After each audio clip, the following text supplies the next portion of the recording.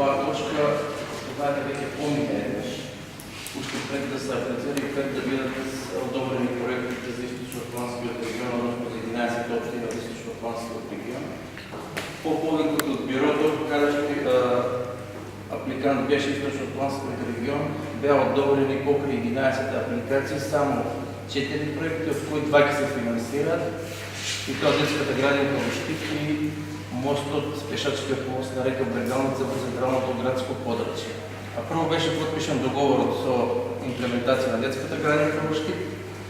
Истиот веќе е тендериран и завршен и сега на ред дојде имплементацијата на пешачкиот мост. Меѓутоа, со оглед на финансиските средства, односно техничката документација која ќе ги изискува имплементацијата на овој проект, потребно е да се зголеми процентот за учество на општина Делчево од 34,5%, бидејќи од средствата од Бирото за регионален развој, кој што ги имплементира канцеларијата на Источно-Атлантскиот регион, се 5 милиони, наместо првичните замислени 6,5 милиони.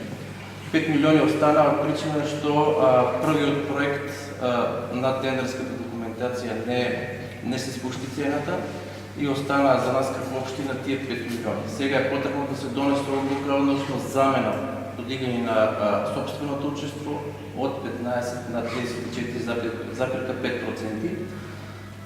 Со тендерирањето не мора да значи дека ќе биде тој процес, значи таа сума може повторно да се стигне, тоа се ќе зависи од цената на челикот на светската берза и од фирмите кои што ќе се јават за имплементација на овој проект.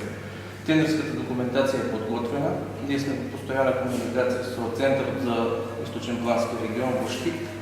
Истиот ќе биде распишан по подпишувањето на договорот со Бирото за регионален развој, кој што треба да се случи од понеделник до среда следната недела.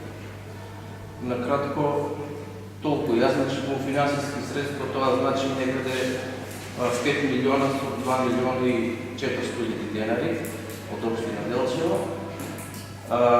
Но пак ќе повторно, значи се ќе зависи од тендерот и цената на челикот на берзата. Во моментот кога ќе биде тендерирано, очекуваме тендерот да се отвори за 15 недела.